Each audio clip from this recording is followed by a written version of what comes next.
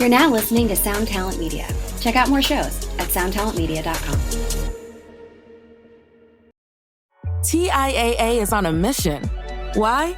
Because 54% of Black Americans don't have enough savings to retire.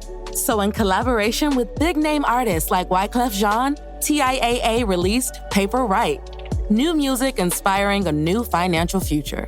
With 100% of streaming sales going to a nonprofit that teaches students how to invest. Stream Paper Right now and help close the gap. What is up, everybody? Welcome to another episode of the podcast. This week, I am talking to Casey Cavaliere from The Wonder Years and the Record Process podcast. It's a great show, and his band is absolutely fantastic. They play in the pop-punk side of things. I know we've been dabbling in the heavier music side for quite a while. This time, we're bringing it back to the lighter side a little bit. And I would say, as far as songwriting and performance goes, they're arguably one of the best to ever do it. Really, really cool to get to talk to Casey, and it was really cool to get to chat with him both on and off the air to get a little glimpse at how this dude's brain works. He's wired a little differently, and I really like that because, well, quite frankly, so am I. So, birds of a feather and all that. We got along famously, and we had a really, really great chat, and we get pretty gear heavy towards the end. So, if that's what you're here for, that's where that is. But all of the chat leading up to it was really awesome. I think you're going to enjoy this. So, without further ado, let's get into this episode with Casey Cavaliere. Here we go.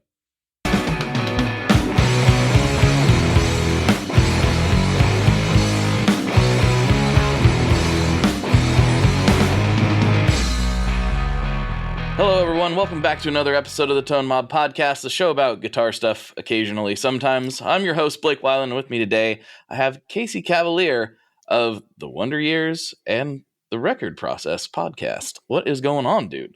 Oh, man. So much and yet nothing at all. I'm in a great place. I'm having a lovely day today. Super excited to be here, honestly. And yes, I loved how the record process was kind of like almost like a question in the record process. A little bit of mystique there, yeah, which I actually love. It was mostly because I almost said the wrong word at the last. I was going to say, I don't know what other P word I was going to say. I know my brain you did. failed a little bit. Yeah. Maybe, you know what? I'll take credit and say that's why we named it as such. Kind of like, is it Colbert Report or is it Colbert Report? We get that a lot too. It's like, is it the record? I'm like, no. But maybe. It's whatever you want it to be, really. But yeah, Flexible. no, that's funny. I like it. Yeah, man. Mm-hmm. Well, dude, this is really exciting. I've obviously I followed your band for quite a while, so it was cool to see you pop up in my IG. I was like, hey, look at this guy. And I didn't even know about the podcast at the time, so I've been checking that out, and it's a really good show, and that's why I was like, hey, man, why don't you just come on and we'll nerd out together? We'll have a good time. An offer I couldn't refuse. Thanks, man. Yeah. And likewise, yeah, we were just talking. You've built an incredible show here. It's very cool to be a part of it. Thank you very much. You're on your way yourself, which is really cool. And I want to get into all of that. And maybe this is a little bit too early to ask that question, but obviously you've been in a successful band, which is really cool. But what made you want to get into podcasting? Well, I guess the easy short answer that's not a great podcast answer because it would just end immediately would be the free time that a global pandemic afforded me. However, the longer and more thought out answer, because I do tend to be somewhat of an analytical person and always kind of at least try to have some substance behind something. I didn't just want to throw my hat in the ring and just put another podcast on the platforms just to take up space, right?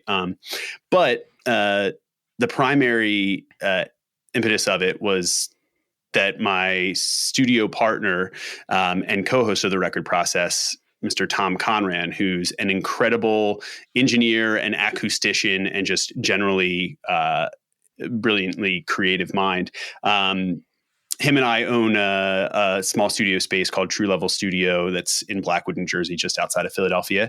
And in the process of putting that room together, we not only became really close friends, but also would have some really great conversations just about our general day-to-day process and the records we were putting together, the records we were working on together, and the kind of studio lore of what other people had done, in records past, and or what we heard rumors of people doing in, kind of current times in the studio, and how it all comes together. And both of us being musicians, as you mentioned, I play in a band called the Wonder Years, and we've done like 7+ studio full lengths on top of a bunch of other, studio EPs and rarities and stuff like that over the years.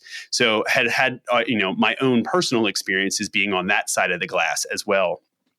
And we just found it really fascinating that there's always something to kind of inspire you with something new to try, or keep you kind of forging ahead creatively, maybe in a lull where frustration, or what an author by the name of Stephen Pressfield might call resistance as a creative. Some people might know it as a number of other names, whether it be depression or a general funk or writer's block. But so I just became fascinated with that, talking through it, different ideas. And we decided, hey, what if we just kind of record this and talk through the process, or at least to us, how we've seen it play out, of making records. And it kind of started with us just going through a series of about 20 episodes where we went through, kind of the inspirational lead up to making a record, the writing of it, the pre-production, the actual tracking phase of it, and then kind of editing, mixing, mastering all the way through to release. And it was a cool exercise for us to do and put that together. And then we really started to find our footing with it and realized, okay, well, where do we go now? It's like there's a kind of an endless list of stories that are both being created as we speak by friends of ours, musicians and other producers and engineers, and also that have already kind of inspired a ton of music in their own right from the past. So we were like, well, let's go find those stories and bring them on here. And that was it, man. And it's been an incredibly wild ride where, as I mentioned earlier to you, we're going into the last episode, as we record this, actually the last episode, track 12, if you will, of the season 4 album. And we've structured it like that, almost to kind of mirror a record track listing format in its own way, and kind of pull some really cool overarching themes into each season. But it's been a blast, and it's awesome. The amount of people that I've met, the amount of cool conversations. I mean, I don't need to tell that to you. Oh, man. Yeah. We were talking about, just what an incredibly inspiring path it is, but it's, in its own way, I felt like I was starting over again with like being in like a DIY band and trying to figure out how to like build it up, what it is, what it wants to be, what it's good at, and what people like it, if people like it and gravitate towards it, and what people get out of it in the same way you kind of learn those things as a band. So it's drawn some really cool parallels, especially now, like 2 decades into a career with Wonder Years. It's something really cool and special that I have so much fun building. It's one thing that I've noticed in talking to guys from bands is that there is so much crossover. Not in the actual product. I mean, I guess these days they're both digital audio files, but not in the way they're created necessarily, but almost everything else surrounding it has so much crossover. It's kind of wild. I mean, so much that I decided to put my first solo record out as a podcast episode first. So it was like, dude, that's brilliant. I don't love know why that so not. much. Yeah. That's amazing. And you're totally right. And that's actually what I find really interesting and shocking. I think some people would I'm sure people would have a number of opinions, but if they saw me like recording the intros and the bumpers and kind of trying to like sketch out the way I present each interview, I love it. I like when I'm recording, if anybody has listened to the show or goes and checks out an episode after this, you'll see that like the way the intro is kind of curated, and every podcast you do an intro, this is the guest. And then maybe you do an outro, you talk about your sponsor, whatever it is. For ours, I wanted to, I've always had like that introspective, like, let me decompress and really take that in and download and kind of ruminate on what I just got from that conversation and a really inspiring person and what they had to say about their journey. And so I kind of, sum up a bit of my thoughts and what I took away from knowing that person and hearing the story again. And the way I do it is I go back and I kind of, listen through to these timestamps, and I feel like I get inspired all over again. And I actually have the background music and I'm tracking. And at a certain point, I'm like, it almost feels like there's a lyricalness. Not that I'm speaking in like poetic phrases or couplets or something, Right. but it almost feels like I love just talking with that kind of background music going on. I was like, man, that's the same feeling I get when I'm recording in the studio, when I'm listening back to what my other band members have put down and responding to it. And I loved pulling that parallel and realizing that and having that hit me. And I'm like, man, Yeah, this is fun. I love it. It's doing what I didn't realize I was, as kind of like an avid like self-improver and someone that's always trying to, read books to learn more about myself and, the way to go about things and to view the world around you. And man, it's fulfilling for sure, but there are tons of parallels for sure. One thing I was thinking of while you were talking about that is you could do what I've done on steroids because of the access to all these rad musicians you've worked with. So I did that record on my own, put that out, and it also was fit very well for a podcast because it was 45 minutes. It was all designed to be listened to in one go. Beautiful. So it was kind of a different thing than a typical record. But I had my friend Devon on, and he had 3 unreleased songs that we put out on the podcast. But what we did is we put out the song on the podcast and we talked about it afterwards or beforehand. I can't remember how we did it. Maybe we did it beforehand and then played the song. But we did these 3 different songs, debuted them on the show for the first time, and was able to break them down in real time with the person that actually made them. Wow. And like, you could totally do that. You know what? I mean, it's almost exactly in its own way what we've evolved into, and what I kind of love. Like I mentioned, it's almost like a metaphor of a record with each season. And believe me, what's interesting, and I love to hear you say that because it reaffirms a lot of the ideas that actually right after this, I'm about to go in and talk to the rest of my team about for the next upcoming seasons. So I love that and how timely that is, but that's such a great idea and such a cool way to kind of take a new perspective and look at a record and how you release it through a new lens, man. That's awesome. And I think ultimately, what I found I really love about the podcast format itself, and specifically when it comes to talking about music and highlighting those really cool stories and pieces of music, is it's a really unfiltered way of kind of getting a one-on-one take. Mm-hmm. Sometimes, in like a group setting or even like a live show, there's a lot of chaos. There's a lot of people. It's this communal energy,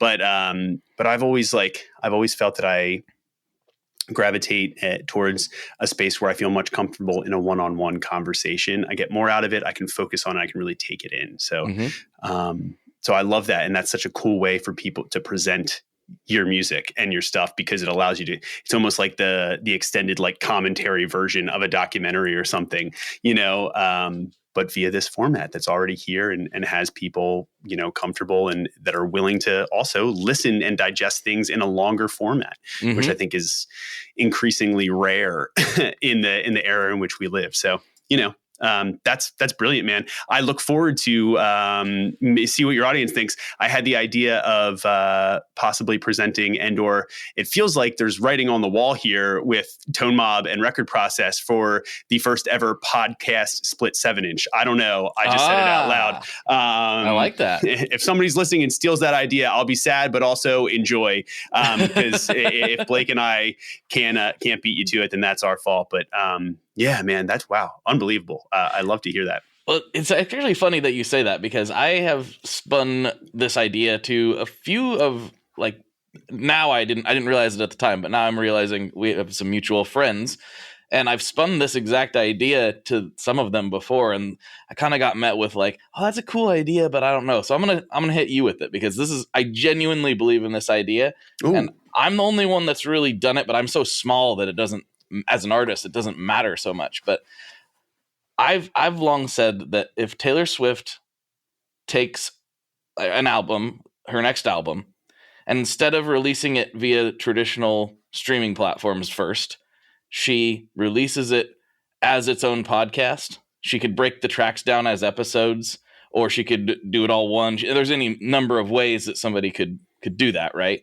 But if you think about it, half the time people are listening to them not only on the same devices, but they're listening to them on the same platforms, in this case, Spotify. Yeah. So if Taylor Swift releases her next album as a podcast and say gets, I don't know, Pepsi to sponsor it or something, I think that changes the releasing of records permanently overnight, because it would put so much more power back into the hands of the artists being able to dictate the terms of their own deals and release it on their own schedule in their own way, just on an RSS feed.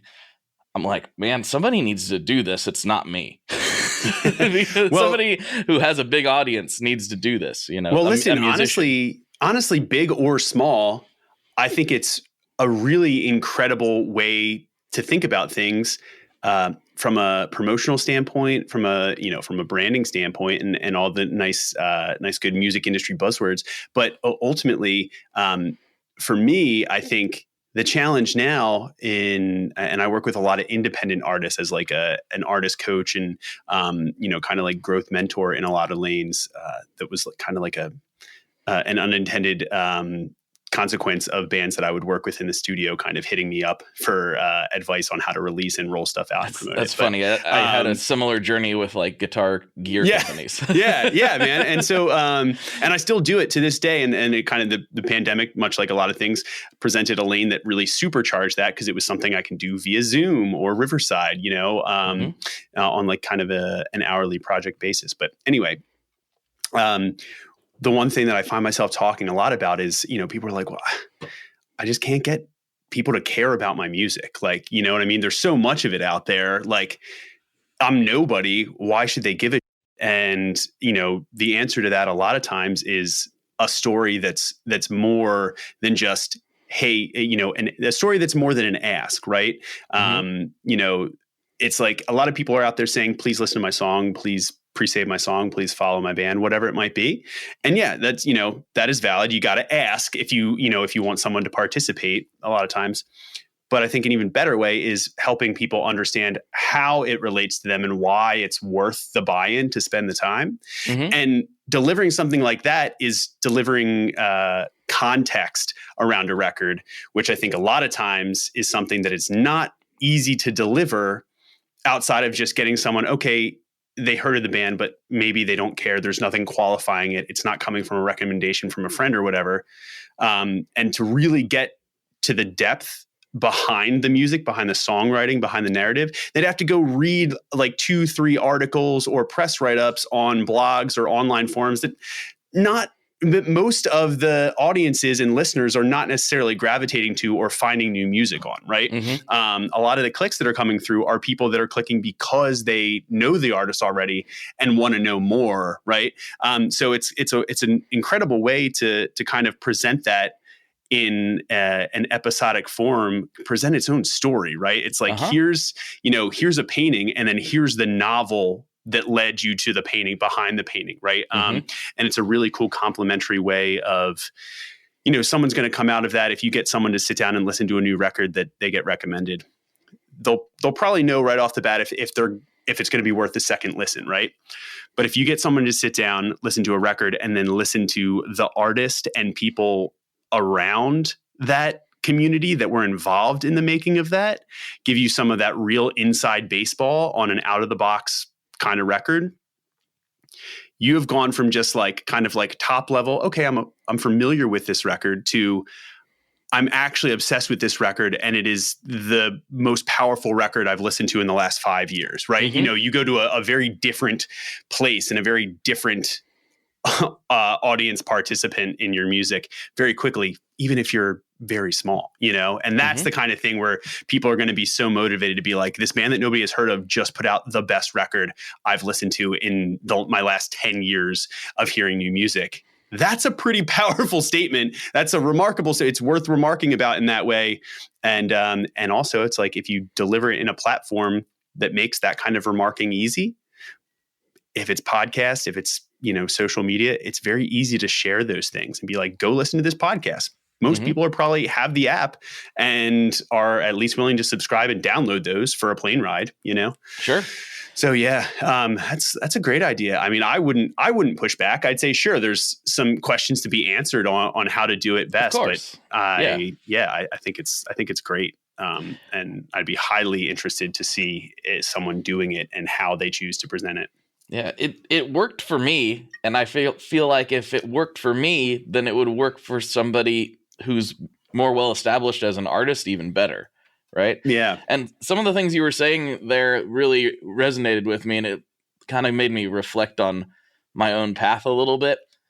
Nobody knew who I was. We talked about this. You're like, "Where did you come from?" I'm like, "I came from underneath a truck." Like, literally. Yeah. But the reason people cared enough to give it a click and then stick around once they decided they did like it was because they're like, well, I like that pedal company, or I like, that brand. I like that person that they're talking to.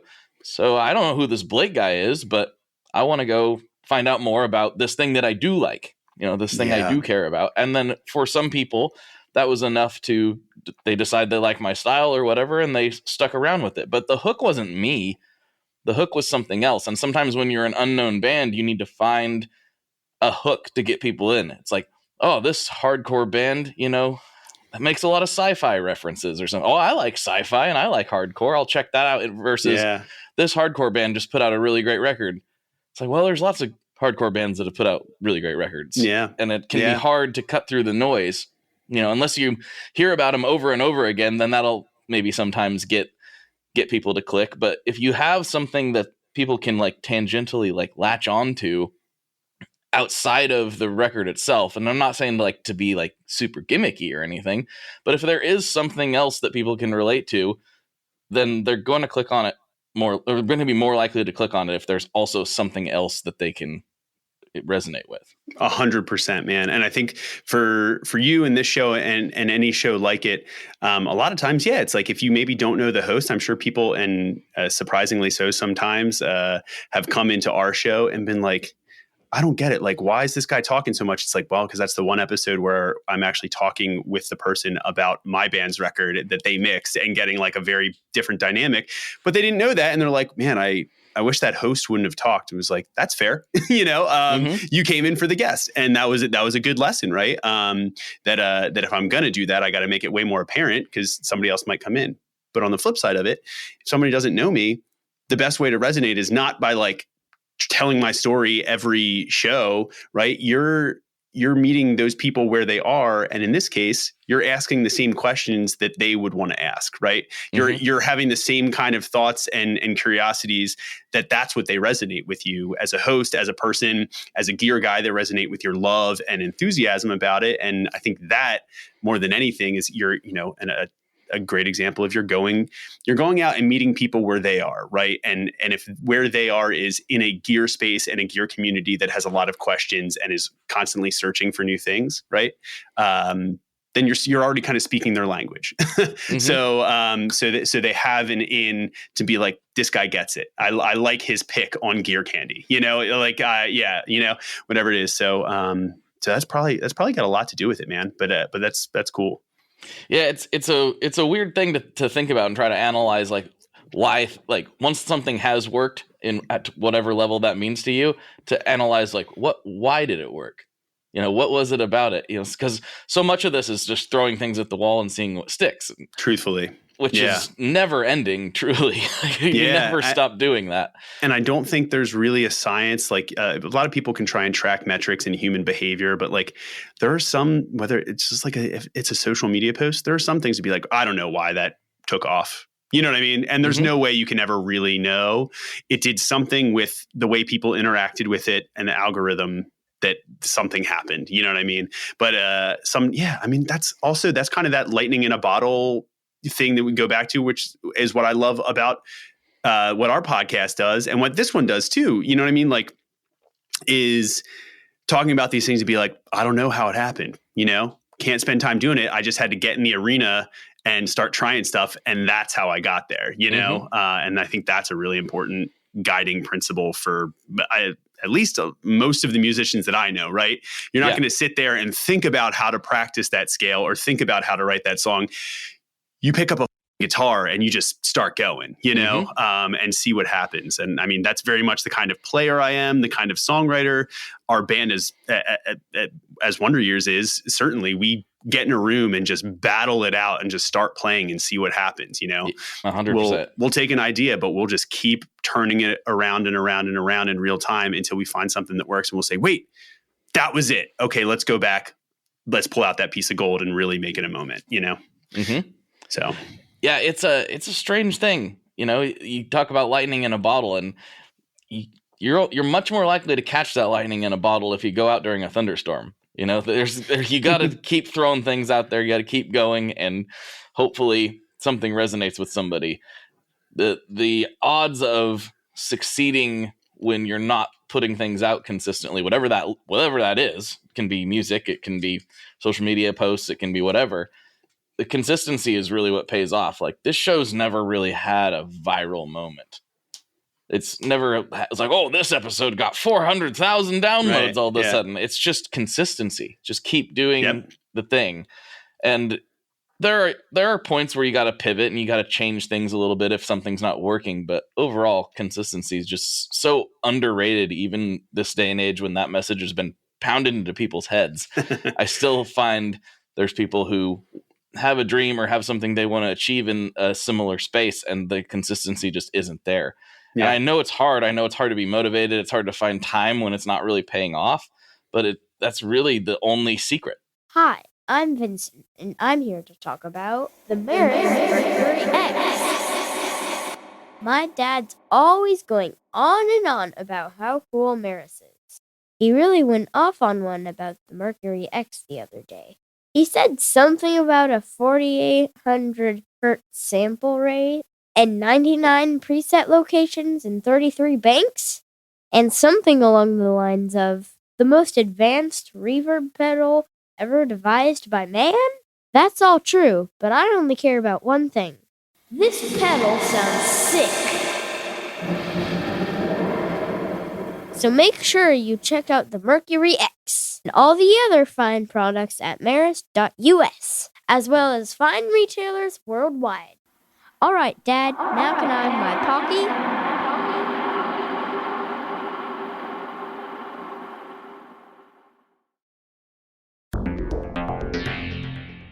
How exactly do artists get their music on Spotify, Apple Music, Deezer, Tidal, all these services? How in the world do you get your music there?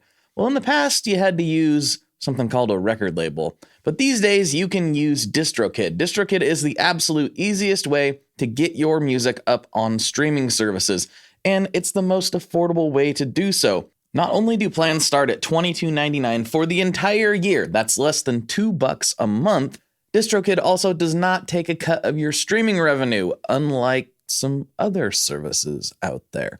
Even better if you sign up by going to tonemob.com/distrokid. That's tonemob.com/distrokid. One more time, that's tonemob.com/distrokid. You'll get 30% off. That's right, 30% off their already extremely reasonable prices. So go to tonemob.com/distrokid and get your music out there.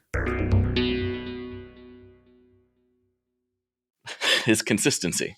That's it, man. I've seen the difference be made too many times to count, where bands that were probably way better than than my band and a lot of other bands that have had really long careers, and they just they hung it up a little earlier for whatever reason. Maybe life got in the way, or they just said, hey, I can't sustain this anymore, or I'm just not feeling it, right?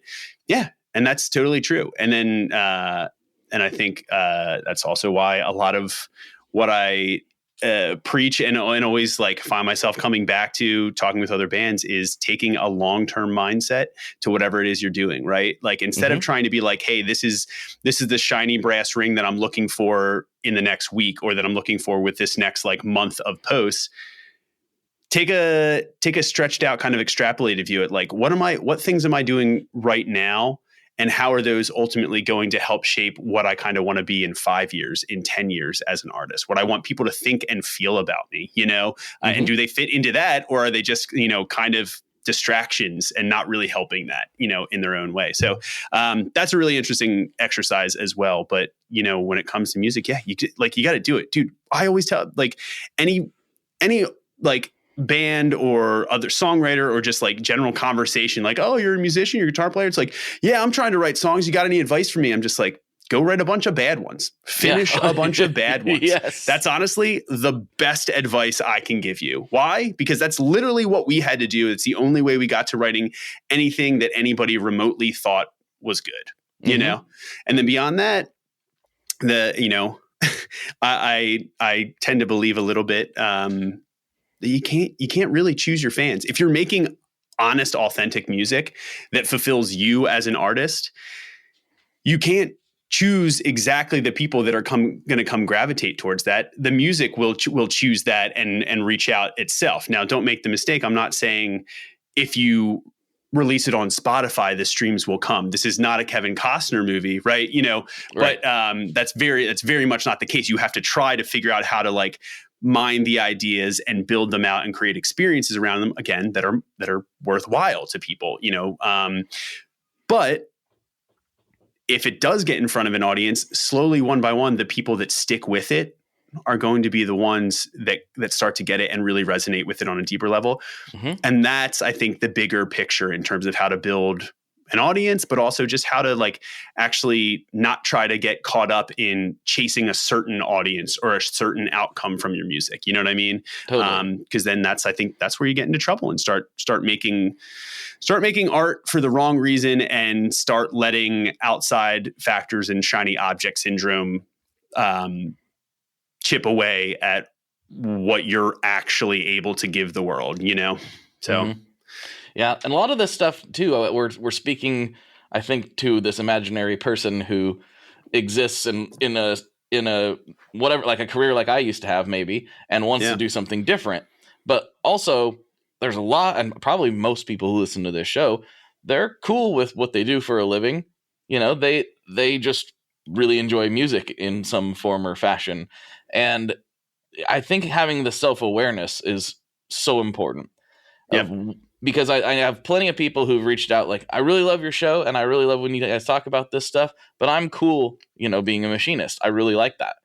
I feel like sometimes we as creatives, it can sound like we're saying that, always reaching for a career like this is the epitome of being or something, when really what we're trying to do is talk to people who are like us, who can't really function otherwise. It's a thing that you got to do, right?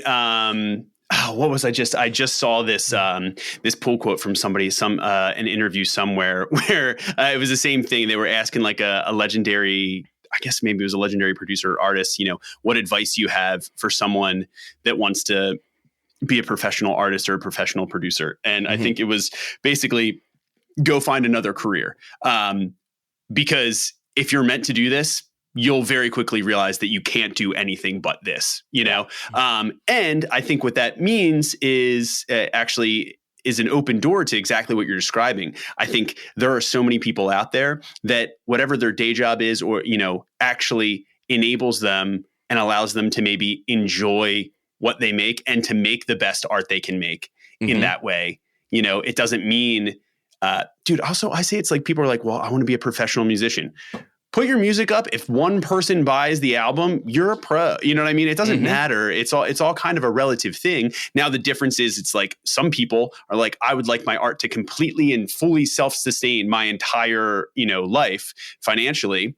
That's a different thing. But that also is very, very rare. And I wake up every day kind of still wondering, how did I get to that point? You know what I mean? Like, and I know, and I've been there for the last 25 years. I know exactly what each, kind of hurdle and obstacle was. But yeah, man, I still love that. And I embrace that. And some of the best people that I work with are the kind of like weekend warriors where they're just like, yo, I actually see more of an excitement and enthusiasm when they talk about songwriting and the things that they do than in some other people that are bands out there that are constantly touring and are kind of done with it. You mentioned that you knew initially that you're like, I just don't have the build for, to travel all the time and be touring and road tripping.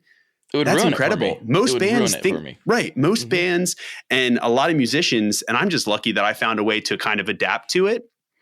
But it's a thing where it's that kind of grass is greener mentality where, hey, the idea of what it means to be in a successful rock and roll band or, be like a super famous guitar player, you might get there and not like a lot of those, a lot of what that means. It's not always sunshine and rainbows, you have to sacrifice a lot, A lot. And some people are cool with that and it's totally worth it and find meaning and fulfillment in that. I love it and appreciate it because, it's brought me to a point where I think I've learned a lot about myself that I couldn't have otherwise by doing that, both as a musician, as a creator, and just as a person that is empathetic and wants to find ways to help other people. And now it's afforded me a lot of tools and insights that I can use and be equally as fulfilled in doing so. But yeah, it's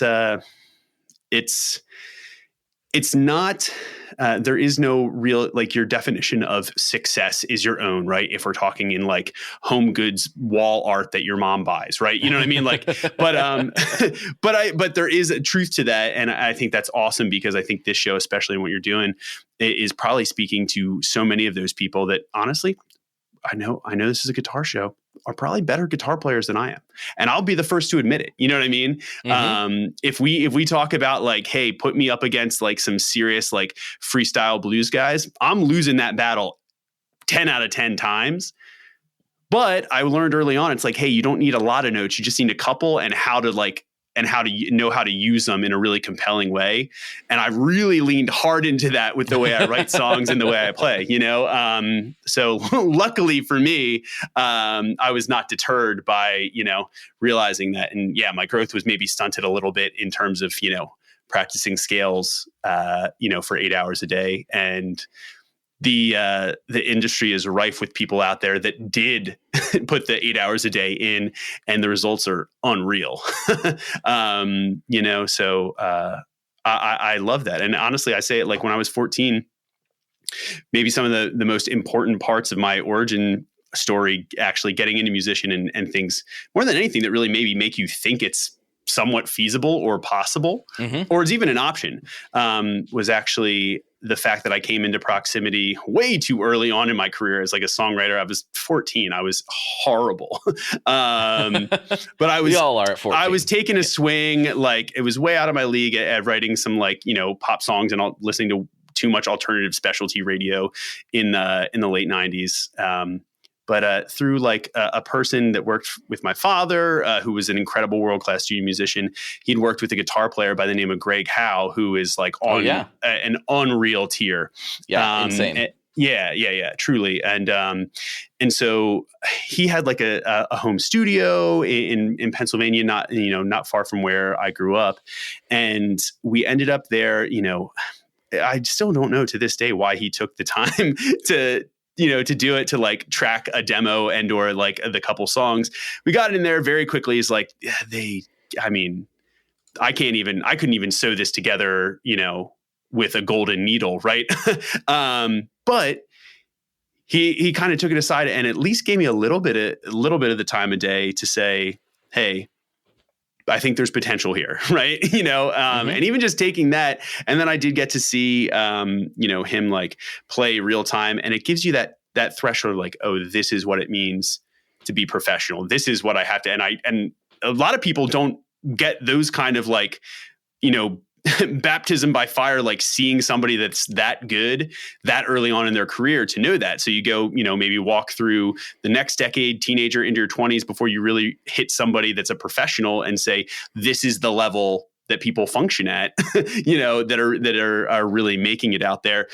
And I was lucky to have that and have somebody that it gave me even just a small time of day, then I was like, he sees something in there. It's definitely not ready yet, but, and I think that's so important. I think that's why I'm drawn to, mentorship and trying to give it back, even if it's just a little bit of feedback on somebody being like, hey, can you listen to my thing? Be like, hey, it's great. The vocals are really cool. I think some of the other arrangement stuff, could use some work. And if I'm the only one to tell you that, I hope you don't think it's mean, but I say that because I was told those things really early on.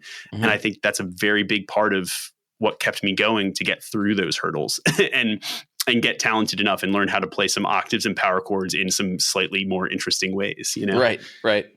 Yeah, it's when you're starting out, you have very little reference for what it means to be a professional musician. You can watch Eddie Van Halen shred your face off and you're like, is that what I need to learn to do? Or you can watch a singer-songwriter kind of just strumming some chords. Is that it?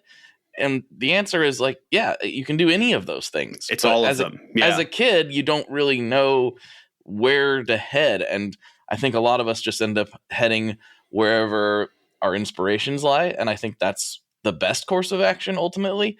But it can be really daunting, because sitting there like, I want to play guitar professionally. Yep. Well, what does that mean?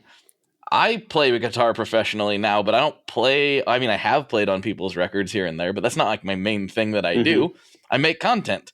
I get paid sometimes to make that content. And so I guess if I'm getting paid to make the content, I'm playing guitar in the content. I guess I'm a professional musician now. Dude, it's weird to think about, but there's so many levels and so many ways to get into this industry. And that's something I wish I understood as a kid too. You don't have to be the guy on stage. Right. Yeah. You could be the producer. You could be the sound guy. You could be whatever you want to. There's so many roles and so many different ways to be a part of the music industry, if that's what you're really passionate about, that aren't the person on stage. Yeah. Yeah, Blake. Totally. I mean, it's kind of like what we were just saying where, your music eventually like finds the audience that it's meant for in its own way and sticks with them as you come across their radar.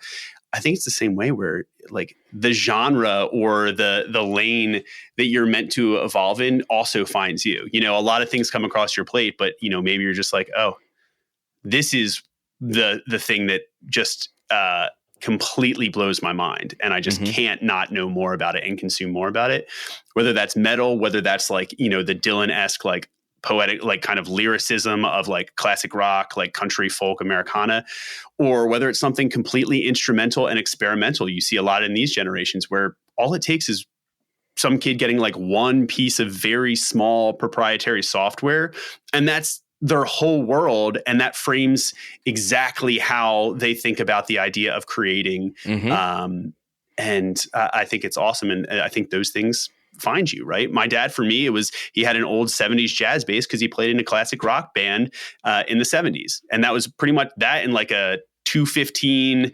Ampeg B25 stack that he had left over from that era. Truly, for me, and I still there was an acoustic guitar that was pretty busted and beat up that was collecting dust around the house, but it wasn't until I took that heavy ass bass out of the case. They really don't make them as heavy as they used to, or I was just 4 feet tall at the time. And, it felt like a sack of bricks. But, for me, it was the first time I was like, wait, does that work, Dad? And he's like, I don't even know. It's been 30 years, right? Pull it out in the attic, find something, plug it in, see like the back, the tube's lighting up. I'm like, is that right? Is it broken? Is that good? He's like, no, he's like, that's right. I don't know how long this is going to last or what's, and then you plug it in and like play a note and it shook the fucking house, like windows rattling in this, in this old house that we lived in. Dude, I think that was it for me. I was like, this is a thing that people can do. I can play with this, like that. This thing can make that. And here we are. So yeah, that's one of those moments. See, like some people, and I understand what they mean when they say this, but I don't agree like at all, obviously. And I'm on the far other end of the spectrum. Some people are like, well, the gear doesn't matter, man.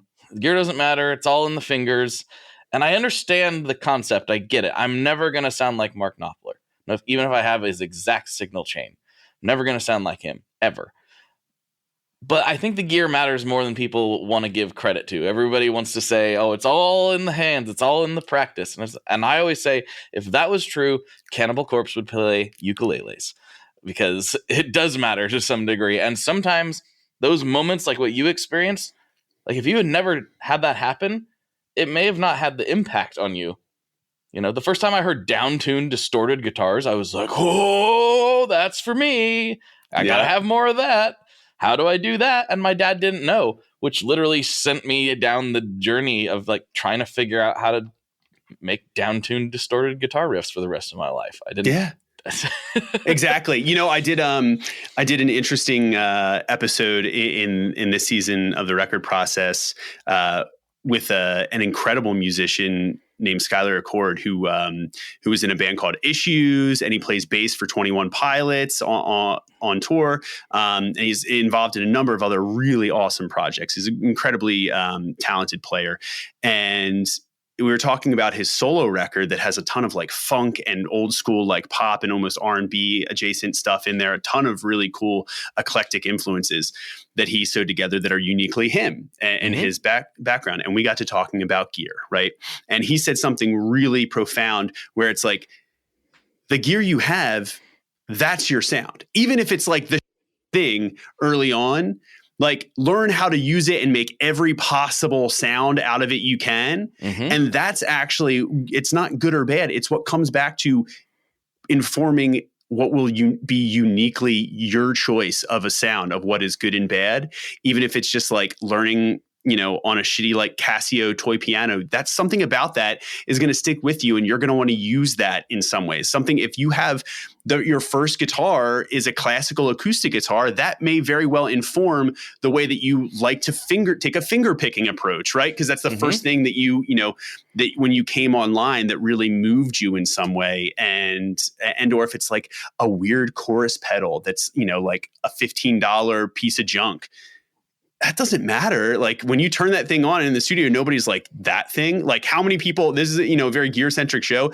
How many people out there have read articles or listened to other people talk about, that song that that sound that everybody's like, what made that is the crappiest piece of in the chain. You know what I mean? Like, and everybody wants to be like, oh man, I got to go get that $30,000 mic. It's like, I don't know. A lot of cool stuff has been made on not that and just the basic 57 or something even worse, or talk about pedals. It's just like, dude, you find one distortion pedal and you figure out how to make it work, and you figure out how to make it do something that really compels you and makes you play better. Right. Yep. I'm a firm believer in the sound of something definitely impacts the way you play, gain staging. If we're talking to guitar players, they already know this, but there's like a gentleness. We also just had another episode is a friend of mine, Jay Moss, who's a great producer, but he was in a hardcore band called Defeater. It was kind of like a concept hardcore band from Boston. And he really went into, the idea of finding that right subtle thing where the energy and the breakup of the way you're tracking is in the hands, is in the strumming. You know what I mean? Like you're deciding with the strum how hard to push the front end of the amp. And if you want to change that, you put something in the signal path, right? All that. And it's such a firm believer. I think a lot of people are like, yeah, well, it's just all the electronics. Nah, it's not. You know what I mean? The same person will pick up that guitar and do something completely different with it based on how that sound is affecting them, and inherently where they go. So yeah, the gear is important in that sense, in an inspirational sense, I think, right? Yeah. It's not to say that you need one thing over the other. It's about how you use it. It's about how you use it, man. Kurt Cobain changed the world with the DS1, the cheapest thing on the planet at the time, basically. Perfect. The pinnacle of that example. Right. Exactly. Yeah. And it sounds great. I'm actually working on a little clip today. People always getting down on the metal zone. I'm like, no, man. No, that's great. That's a great pedal. Yeah. Yeah. You just gotta, I know it's fun to malign, and I know we all made terrible sounds with it back in the 90s and early 2000s, but that pedal is fantastic if you use it in the right context and you pay attention to that EQ. The problem is it's so flexible of an EQ, it's easy to make it sound bad. Yeah. Because you can do all kinds of things with it. But it's a great pedal. I didn't believe I bought into the anti-metal zone hype for a long time. I am very pro metal zone. Dude, I will tell you, I was just on a call with him this morning catching up, but a producer by the name of Steve Evitz, who we've done 4 records with now.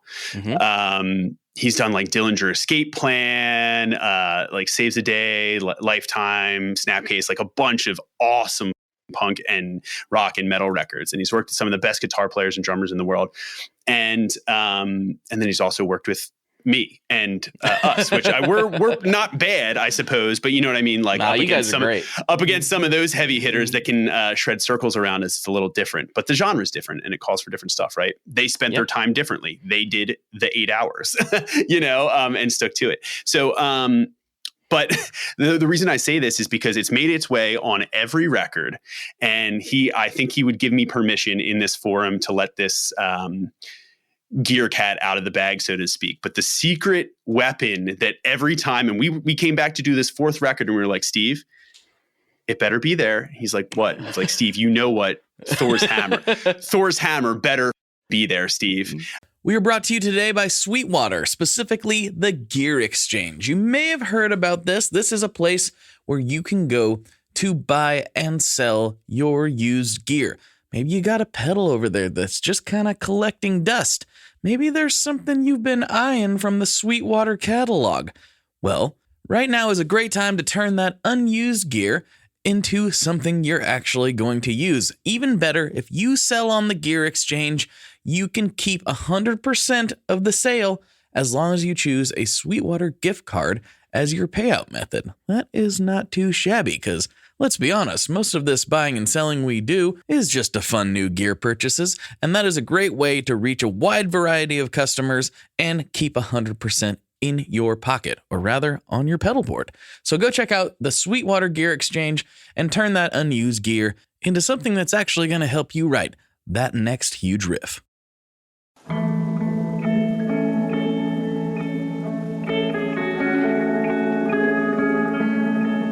Hello there.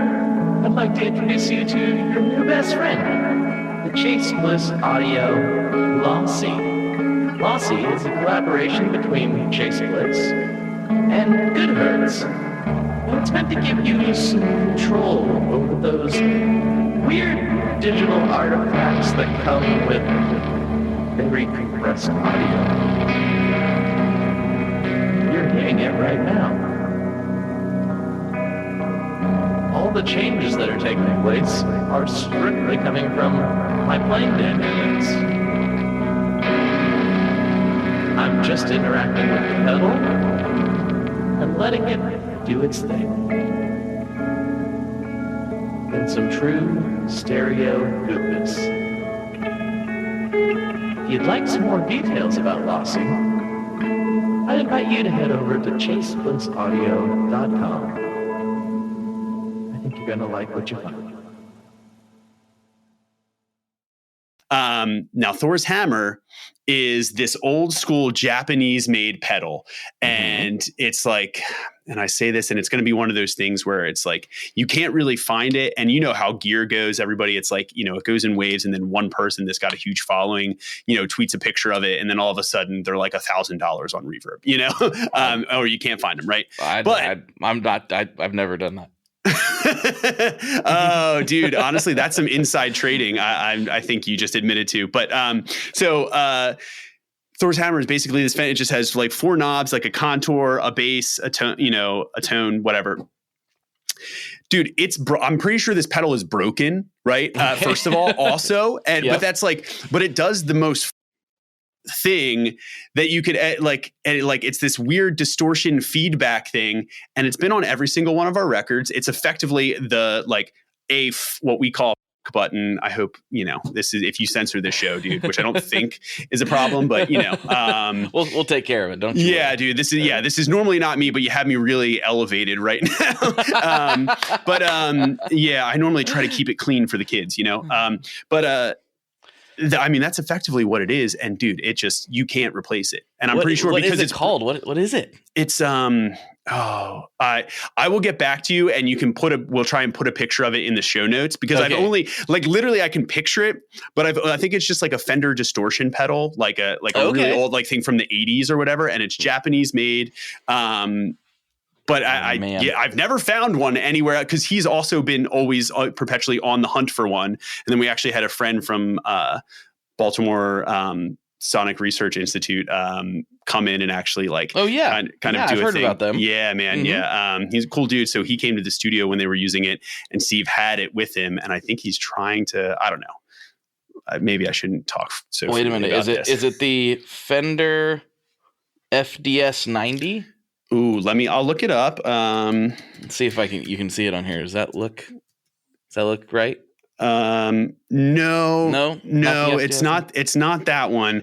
But I promise you, I will send it, and I'll text Steve right after this, and he'll send me a picture of it or know exactly what it is. All right, we'll make sure the people know. We'll let the people know. But anyway, we affectionately refer to it, and Steve has for as long as he's had it, as Thor's hammer. I love it, and that's a perfect example. It just makes you do something different through it as a guitar player when you turn that thing on. So, so I love it. And there have been plenty of other things over the years. Steve is a very, very much committing minded engineer and producer. He comes from that school of, nope, we get the sound and we do it. We're not going to leave it for later. Like, we're going to find it and love it right now and print it, you know? So, he's definitely instilled the power of that in us as engineers and producers and guitar players. So, you know, that's a very old school approach versus what a lot of people do now. There's a lot of, we'll throw different plugins on it here and there, which is fine. There's nothing wrong with that. But I do some of that too. Yeah. I do a lot of like in the box stuff in my productions because I play around, but I'm always there's always got to be some context. I'm never just doing that willy nilly. If I'm doing that, it's because I'm trying to fit something and sew something in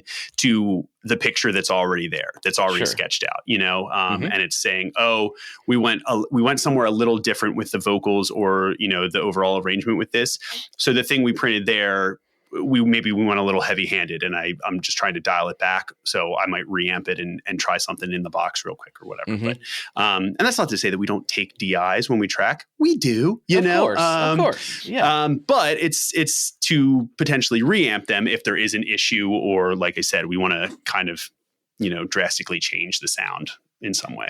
Do you have a go-to that you like? I know I'm probably going to reamp it through this orange or whatever. Is there something you kind of know? No, I'm not reamping it. I'm always playing through my Marshall Silver Series Jubilee. That's been my amp.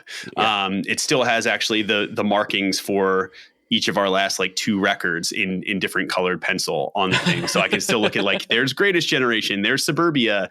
But that thing through an orange 412 has been with a Les Paul and just stock, like 57 like pickups or maybe like Burstbucker or whatever, dude. That's it. That is me. I play a lot of Fender stuff too, but it for the majority of what we do, and I love octaves that, I'll nerd out very briefly. And obviously you're a string guy.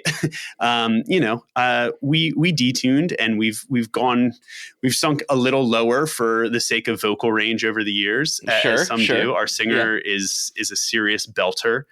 And playing longer and longer sets as our career has gone on, that takes a toll and that's tough.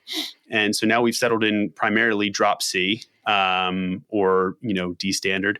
And I play a 12 to 56 with a wound 24 gauge, very nice, to support some nice octave intonation. Also, fact that is relevant to all of that, there are 3 guitar players in our band. We don't just put one of them on tracks like a lot of other bands. So getting the intonation right across 3 guitars is sometimes hairy. So we learned that's a little bit of a boost there as well. Definitely. Yeah. That in my old band, we had 3 guitarists as well. And we had 3 guitarists who were all giant gear nerds. So it was very, the one record we did, it was kind of ridiculous, but it was fun. It was fun, but we took up so much time chasing tones, which was, I guess partially what led me to have my current career. So I'm not mad at it at all, but we would literally set up each other's rigs. So it'd be like we brought every pedal that we owned, we brought every amp that we owned to the studio. We had just this enormous corner of stuff to select from, and would be like, okay, on this song, I want to play my Les Paul, and then that would mean, okay, that means I'm going to play my Strat. That means I'm going to play my Telecaster, and then we would set up each other's pedal chain. Like, yeah, I think you should use this, and this. Okay, yeah, I think you should use this, and this. And it was a fun approach because it took you a little bit out of your comfort zone. But we're all friends and we know each other well enough to know, like, yeah, this is the big muff that you need, for this particular song. And, I wouldn't have thought about that one. I would have went for this one. But yes, you're totally right. This works in the context of everything else. So that was it was a lot to deal with. But all that to say is I understand the 3 guitar problem / it's wonderful, but it's also right. It adds some extra wrenches in the gears you got to iron out. With great power comes great responsibility as a player is what I've settled on over the years. And it's, we've struggled kind of trying to find our way and how to make it work and be tasteful. I think on our album Sister Cities, that was produced by a guy named Joe Ciccarelli, who is a monster in the rock world and just in the greater music world at large. He's done everything from like White Stripes to like Morrissey to, honestly, his discography, it's stupid. It's ridiculous. I can't even believe that he took the call, let alone, was into the idea of making a rock record with us. But we did, and we did it out at Sunset Sound in LA. And that one we tracked, like 85% of it we tracked live, all in the live room at Studio One, which is like, you're seeing like pictures of like the Doors and all this other stuff. You're like, yeah. But that's kind of the process that you're describing is kind of exactly what myself, Matt, and Nick kind of went through with like talking each song. We would take about a half a day and set up the exact sound and tone and balance. And everything was going all at once. So we would track down and run through full band with our singer, like doing a scratch. And then we would come in and he would pull everything up on the console and he's listening in real time. And then once we got it to a point, the way that he was massaging things was not even necessarily 100% on his end in the console or, with outboard stuff, but he would go in and be like, Matt, can you just dial back the tone, like blow on the tone knob to the left on that big muff for that section? It's just a little bright. Or like, hey, Nick, can you, are you on the neck pickup? Of course you are. It's snowing in Nick's channel again, or whatever. It'd be like, okay, cool. Let's massage all of these things based on the arrangement and based on what we're doing. And then if we had to, obviously go back and put some extra bells or whistles on, or something really is like, hey, we need a cleaner. It's just not going to fit unless we kind of overdub that section specifically or double it for a reason.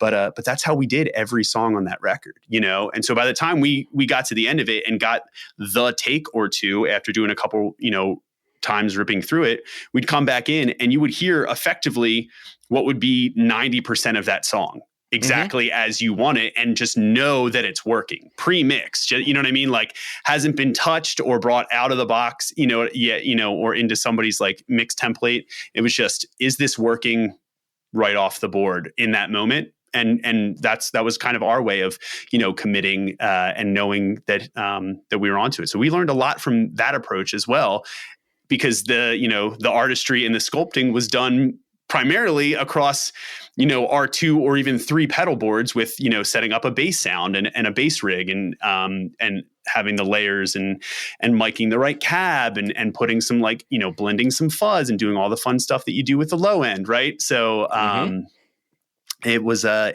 really great, it's experiences like that make you appreciate why those early records before computers were even in play, why they sound so good, because people are like, does this sound make me feel something and just feel like it belongs here? Yeah. Then I'm not going to spend another 2 days trying to carve it out, Right. So it's important. That's cool to hear, because that is exactly how we did that record as well. We tracked everything. It was like you said, 85-90% done track wise right out of the box. There were add some leads, do some different things later, of course, and then scratch vocals, like you said.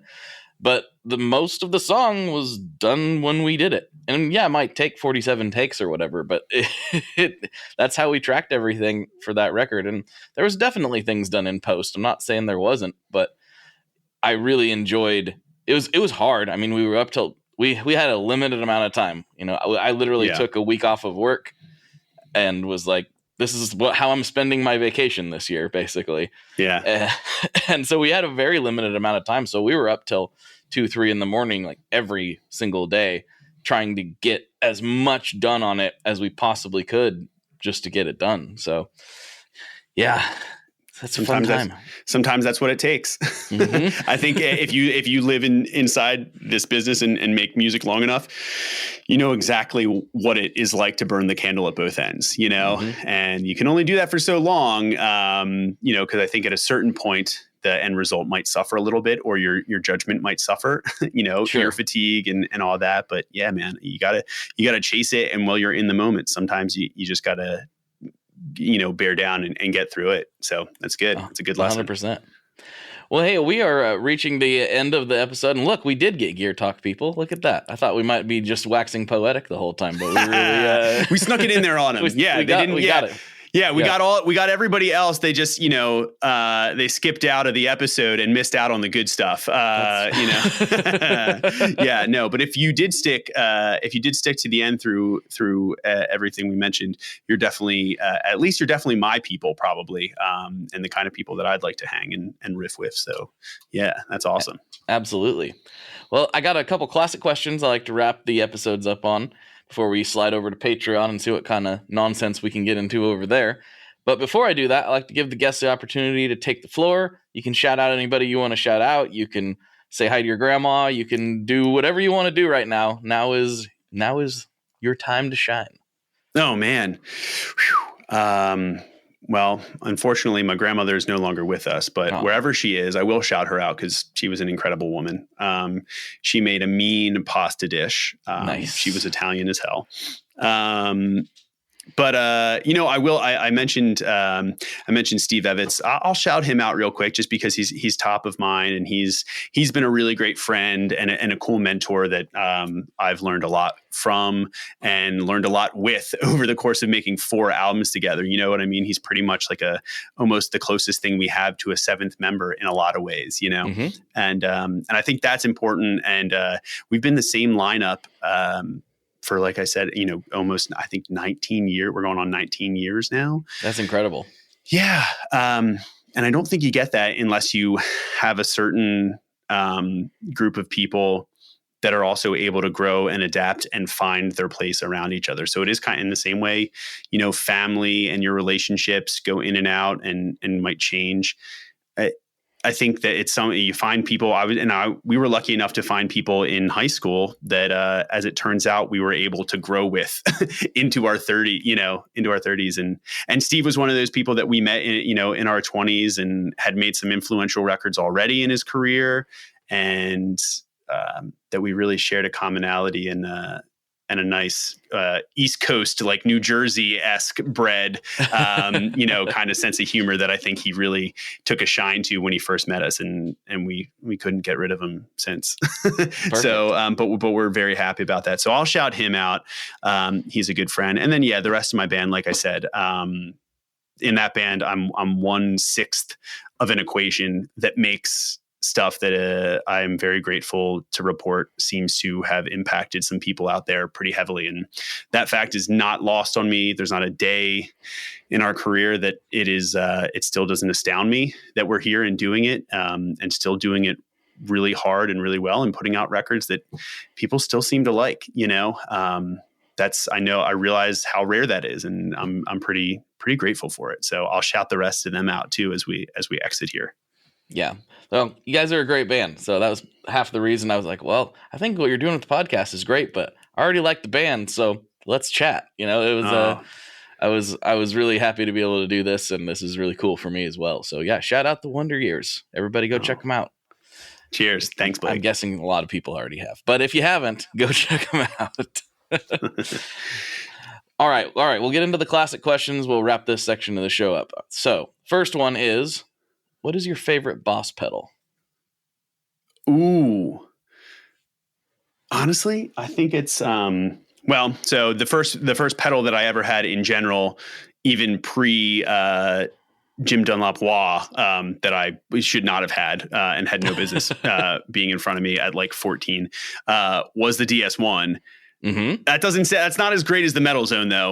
Let's be clear. So I'm a big DS1 fan. So, but it did a thing, and it was a good learning ground, and it has its own charm to it. I think actually some of the Boss choruses are awesome, but specifically the PS6 is I threw that and had that on my board ever since, I think since No Closer to Heaven, maybe. And I've used that in some really cool ways. And it's a thing where I keep finding use for it. And now we've actually, we've gone to the dark and digital side. And for live, not necessarily in the studio, but for live, we run Helix rigs, actually, Helix fly rigs.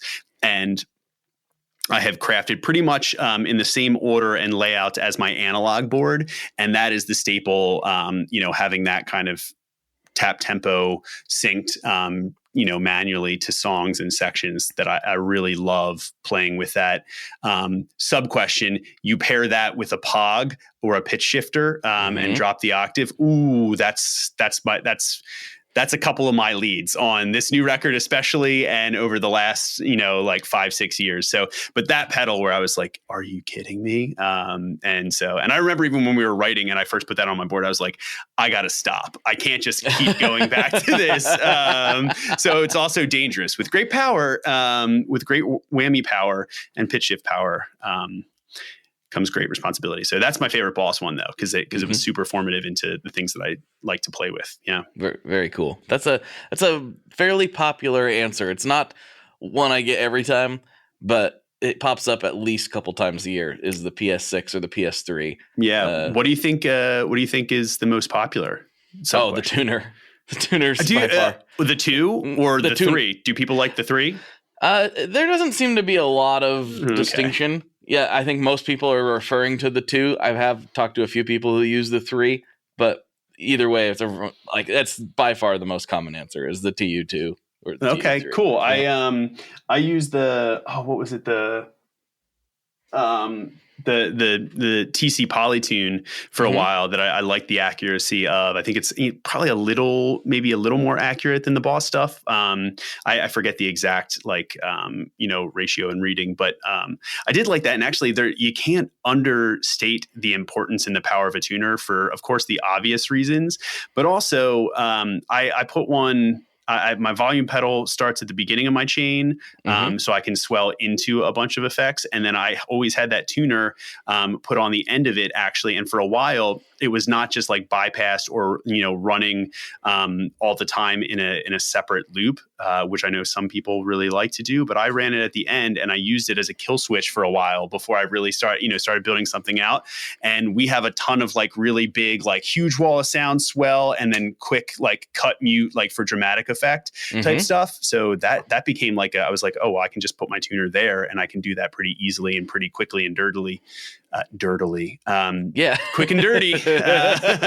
And so I love. So for a while, that was really really important and makes a big difference. You know what I mean? I tell a lot of them, I'm just like, dude, you don't need a lot, and just make whatever moment you can with what you have. And sometimes dynamics are the best way to do that. The mute button can also be a mixer's best friend or a producer's best friend, clear it out and see what really rocks. And if you don't need it, get it out of there. Well, the mute buttons, I think, I don't want to say it's half the reason to have a tuner pedal. Obviously the main reason is for tuning, but so many people use them as mute buttons. It's a very common use case. I interviewed Henry from Starcrawler, and I posted his boards. I shared a picture of his boards because he's got these awesome all pink pedal boards. And he had 2 boards, one for each rig, but they both had 2 tuners on them. And everyone was like, I guess he never goes out of tune. Well, the reason he did that was because he had 2 kill switches for different signal paths was the whole reason why he was doing it. But very, very common use case. And shout out Boss. I believe they were they were certainly the most common pedal tuner ever. And it kind of just become ubiquitous with every single guitarist ever. They were everywhere, and they had a very nice spring-loaded feel to them. Very, very satisfying to step on it. Not as satisfying as like the latching or like the Polytune-esque switches, but it had their own thing, and I always really liked it. Yeah, absolutely. All right, now since I know for sure that you have an Italian background, this is where this next question gets a little bit dicey, a little bit controversial. Okay, what is your favorite kind of pizza? Ooh, honestly, a great one. Recently, I've really found my lane in like a nice black olive mushroom with or without green pep. That can come or go, honestly, but the mushroom black olive thing which I think is maybe more so, maybe next to like a serious sausage pizza is maybe the most Italian thing I can picture. But yeah, I don't know. I love that. I always like some veggies on a pizza. Yeah. Do you like a thin crust, a thicker crust? You got a favorite pizzeria? Anything I like like that? it. Listen, I think as a true Italian would probably agree with me, at least I hope, the secret to a pizza, it's in the sauce. And for me, if you get the right sauce, then I want that sauce to come through. You know what I mean? So, sometimes that's a little tougher on like a thin crust or whatever. So I want whatever base supports the correct amount of sauce. Okay. That's my answer. All right. That's fair. Well, dude, thank you so much for hanging out. I know you got some things to take care of, and we'll try to slide over to Patreon and see what other kind of nerdery we can get into before you got to get out of here. Awesome. Look forward to it. Let's do it. All right. Sweet. All right, everybody. For Casey, this is Blake. And as always, folks, good luck and good tones. All right, everybody. There you have it. There's another one in the can. I hope you enjoyed that episode. And please do check out The Record Process. It is a really, really good podcast. I've had a chance to dive in even further in the time since Casey and I recorded this, and I give it my large, big, fat old stamp of approval. It's really a great show. If you like this one, you're probably going to like that one too. It's a little bit of a different thing, but it also has some similarities in that it's talking to music people about making music. So that's always a good thing. And if you'd like to hear more chatting with Casey and myself, you can go over to Patreon, patreon.com/tonemob, where for just $5 a month, you can help support this show and get extra episodes beamed right to your ears every single week. $5 will also get you access to the ad-free feed, so you don't have to deal with the ads. $3 a month will get you the ad-free feed on its own if that's really what you're after, and I totally understand if that's the case. But if not, this show will be back next week with more chatting, and don't forget there's an entire massive back catalog of stuff for you to check out. So, do I have anything else? Oh yeah! Oh yes. I would be remiss if I didn't remind everyone about the guitar giveaway that is happening. There is a guitar giveaway happening, and that is through Stringjoy. We are giving away a American Professional 2 Jazzmaster this month, and we are giving away a guitar every month all summer long. All you have to do is go purchase anything from stringjoy.com, have an active subscription, purchase something from the dealers. So if you have a favorite local store that carries Stringjoy, just go ahead and purchase from them and send us your receipt. All the details and all the rules are available on the homepage of the Stringjoy website. Go to stringjoy.com and you will see all of that good stuff. This is not affiliated with Fender in any way, shape, or form, by the way. This is totally on our own, out of our own pockets. So if you'd like to get the best strings in the world for your guitar and possibly win a new one, go to stringjoy.com and check it out. All right, let's wrap this thing up. You've got other things to do. I'll talk to you on the internet very, very soon. Later, hosen. One last thing before we totally sign off here. I just want to remind you that if you do any shopping at Stringjoy, that's Stringjoy guitar strings made in Nashville, that will help me out as well. As I've said for years, I'm heavily involved in that company, and I really do think they're making the best products on the market. So if you would like to try custom strings, go to tonemob.com/stringjoy and check them out today. I seriously love what the team down there is doing. I help them out with all kinds of things, and by you supporting them, you are also supporting me as well. And hey, you need some strings, so why not get some custom strings just for your guitar and playing style? Again, the link for that is tonemob.com/stringjoy, and that will take you right to their website, and you can do all your shopping through there, and that will help everyone involved out. So thank you very much. Talk to you next time. We are brought to you by the wonderful folks at Gun Street Wiring Shop. Yes, Gun Street Wiring Shop. I've talked about them before. I used to say based out of Bend, Oregon, but guess what? Sean moved to my neck of the woods. Sean's in Portland. Sean is awesome and has helped me with a bunch of stuff lately. And if you have wiring needs for your guitar, he can help you too. If you want to get weird with it, he can get weird. If you just need to spruce things up a little bit, there's your guy. He takes all the guesswork out of doing your guitar wiring, and he makes it simple, and his customer service is top-notch, and I can't say enough good things about Gun Street as a company. I really respect Sean and what he's all about, and the product is top-notch. I've got 3 different guitars that now have Gun Street harnesses in them, and I could not be happier. So go to gunstreetwiringshop.com and check them out. Well, hey friends, my name is Zach Lupiton. You may know me from the band Dust Bowl Revival, but I also host a music discovery podcast called The Show on the Road. For the last 5 seasons, I've been able to dive deep and have intimate chats with folks like the Lumineers, Ani DeFranco, Wolfpack, Keb Mo, Lake Street Dive, Bela Fleck, and more. So guess what? After 150 conversations with some of my favorite songwriters from around the world, we are bringing brand new episodes to the Osiris Network. New interviews and intimate acoustic performances will be coming at you this summer. And which episodes are coming next, you ask? I am Zach Goody, the lead singer for the band Smash Mouth. Our band is called Milky Chance. We are based in Berlin. My name is David Shaw. I sing and write songs with my band, The Revivalists. Trust me, these conversations go some wild places. So subscribe to The Show on the Road on Osiris, and we'll see you soon. Hey, what's up? My name's Lurk, and I'm the host of Lambgoat's Van Flip podcast. Every week, I have in-depth conversations with bands from all over the scene, big and small. We also like to keep our finger on the pulse and showcase up-and-coming bands on the show as well. So come check out Lambgoat's Van Flip podcast.